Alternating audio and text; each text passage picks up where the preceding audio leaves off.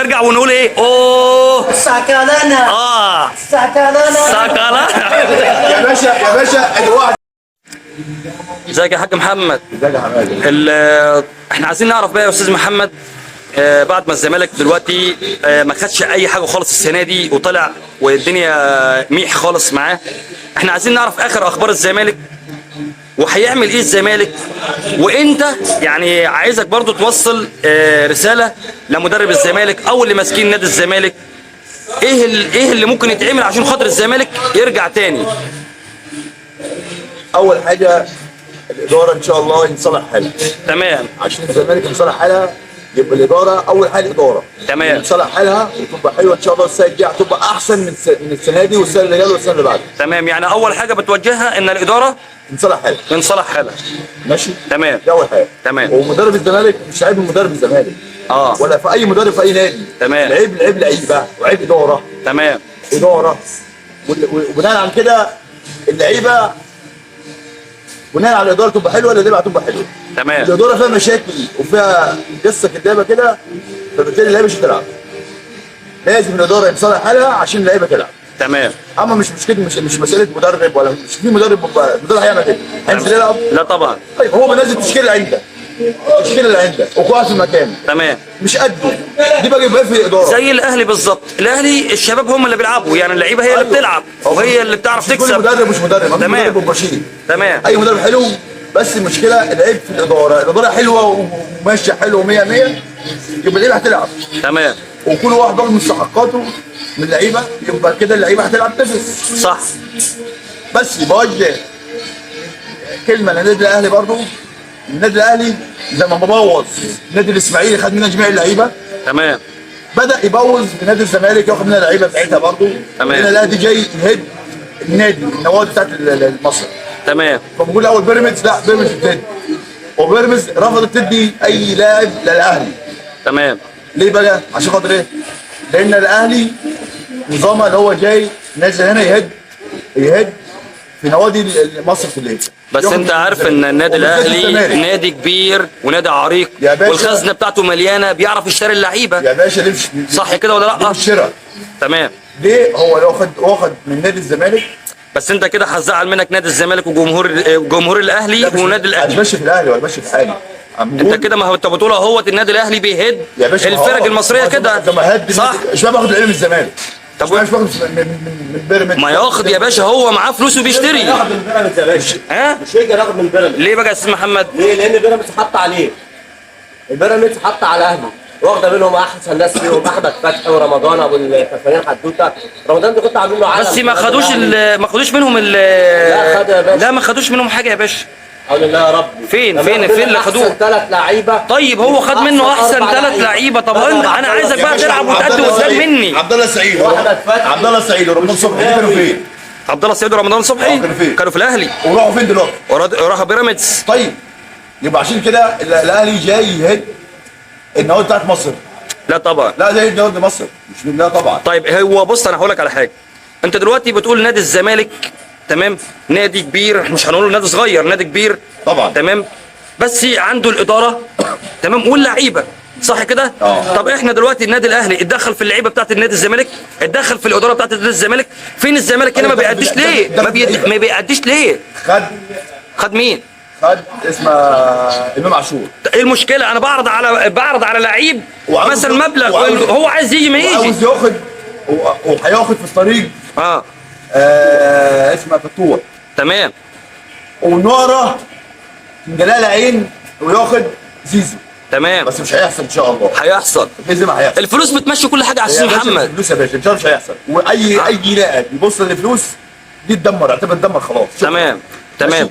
بس خلي بالك انا هقول لك على حاجه يا استاذ محمد، اي واحد بيسيب النادي الاهلي عشان خاطر فلوس هو بيتدمر، لكن اي واحد بيروح للنادي الاهلي بيفوز. هيلعب مكان مين في الاهلي؟ ها؟ هيلعب مكان مين في الاهلي؟ هيلعب يا باشا. كم هيلعب. مكان مين؟ هيقعد مين في الاهلي ويلعب زيزو؟ يعني انت دلوقتي بتوجه رساله للنادي الاهلي، انتوا بلاش تهدوا النوادي المصريه. صح كده؟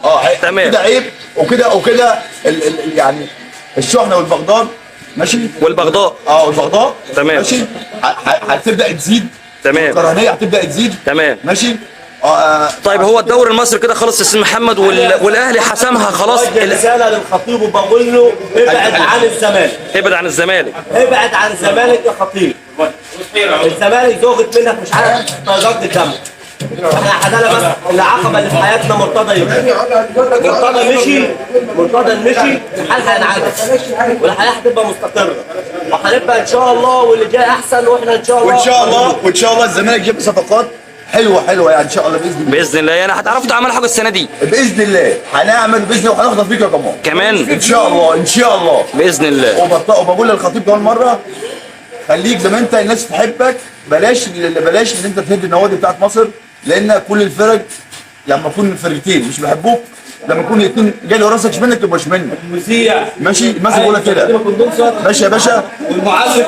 فعشان خاطري بقول للخطيب عيب بلاش انت هديت الاسماعيلي، بلاش تهد الزمالك لان الزمالك مش هيهدي. الزمالك يمرض ولا يموت. اكيد يمرض ولا يموت. وانت يا استاذ محمد لك اي حاجه، لك اي تعليق خالص؟ تمام. طبعا كده الرساله بس الخطيب بنقول له ابعد عن الزمالك عشان جمهور الزمالك لو حطك في دماغه هيدمر. تمام. احنا منتظرين يا استاذ محمد، انت والاستاذ محمد. تمام. قول له اساتذه معانا الزملكاويه طبعا احنا مستنظرين السنه الجايه. تمام. الدوري لما يبدا عايزين نشوف الايه الزمالك ونفسنا ان هو يرجع ان شاء الله الدوري السنه الجايه في صعوبه ان شاء الله. خلي بالكم بني عبيد ان شاء الله باذن الله هتيجي تلعبكم تاني ما تنسوش. تمام ان شاء الله يا باشا. احنا تعبنا عالي على كله على كل الحمد لله وبالحب كله بيحبه. تمام. احنا محترمين ومؤدبين. صح. تصدق فعلا انتوا معانا طبعا معانا الاستاذ رضا اهلاوي. ده نادي الفلالات اللي بياخدوها من اللعيبه ويرجع لعبه تاخدهم من امتى؟ اكيد طبعا ما واخدوش بطولات. اكيد طبعا. ما تشغلش بالك بالكلام الهلافيت اللي اكيد طبعا بيحطوا فشلهم على الخطيب ان هو بيهد النوادي المصريه. تمام. شويه زملكاويه مش عارفين اي حاجه في الكوره خالص. انت عربيه اكبر من بطوله افريقيا طلع حصاله. يعني مش عارف احنا نعملوا ايه تاني. مش عارف والله. انا مش عايز اجيب الاهلاويه التانيين يرد عليكم، مش عايز اجيبهم يرد عليكم. رساله بيتكلموا رساله في المجتمع. اكيد طبعا. احنا 80% النهارده من مصر 80% من مصر النهارده بتشجع النادي الاهلي. تمام. والزمالك النهارده الزملكاويه النهارده اعلنوا ان هم مش هيشجعوا الزملكاويه تاني. كتير جدا اعلنوا ان هم مش احنا عايشين الكيان اهو. صح. باشا احنا كيان. وادي الكيان الاهلي الثاني برضه اهو. احنا كيان يا باشا اهو. الكيان يا استاذ محمد. وان شاء الله هنحط يا استاذ سعود. الاهلي بطولات. تمام. ابطال افريقيا. تمام. النادي الاهلي 11 مره. طب نرجع ونقول ايه؟ ساكالنا. ساكالنا. يا باشا ادي واحد اهلاوي احمد. ايوه. دي منظر واحد اهلاوي. اهلاوي. يا باشا فاكر اهلاوي. ده هو ده مشجع كبير للاهلاويه. حاجه. اكيد. ما حاجه عن الكره. اكيد. ما هو مش بالكتره يا باشا. ايوه طبعا. اكيد طبعا. طبعا النهارده يا جماعه احنا عملنا فيديو النهارده مع الشباب اهلاويه زملكاويه بالحب كده والجمال. بس طبعا ده كان راي جمهور الزمالك. بحترم كل واحد اهلاوي. تمام. وكل جمهور اهلاوي بحترمهم. تمام. وكل لعيبه برضه بحترمهم. ايوه. ماشي.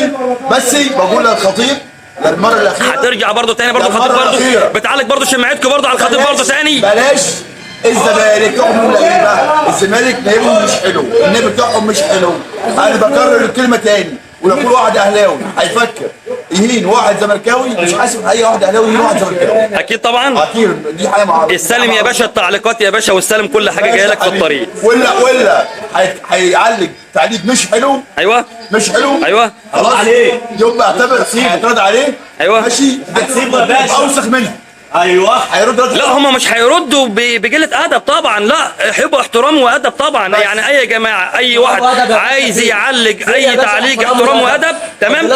بلاش قله الادب. احنا عايزين بس يعني نفهم الزملكاويه بس بالكلام ومش تعرف حاجه عن الكوره. لا لا ولا تعرف حاجة عن لا مفيش حد هيجي لادبه بس يا طبعا. باشا بتتكلم وخلاص. ما حدش هيجي لادبه طبعا. انتوا حصاله يا جماعه، انتوا حصاله، وبعدين ما حدش هيجي لادب عليكم. يا باشا الاهلي من السنتين اللي فاتوا مش خدوا دوري ولا كاس. السنتين اللي فاتوا مش خدوا، كانوا حصاله برضه. حصاله يا ابني، كفايه البطولات بتاعتهم مرميه اصلا، مش عارفين يحطوها فين، مش عارفين يحطوا بطارين زياده اصلا ليهم. يا باشا مسح حجه بس السبوره. ماشي مفيش مشكله. خلاص يا جماعه، بعد اذن حضرات الجماعه الاهلاويه المحترمين ما حدش يعلق تعليق مش تمام. علق كلمه مش حلوه ليه الادب؟ لا مفيش حد هيعلق تعليق مش كويس، لا، بس كله بالادب وكله بالايه، بالحب، كله بالادب وبالحب. تمام. ونرجع في النهايه نقول ايه يا عوده، نرجع في النهايه نقول ايه يا باشا؟ سكلانه.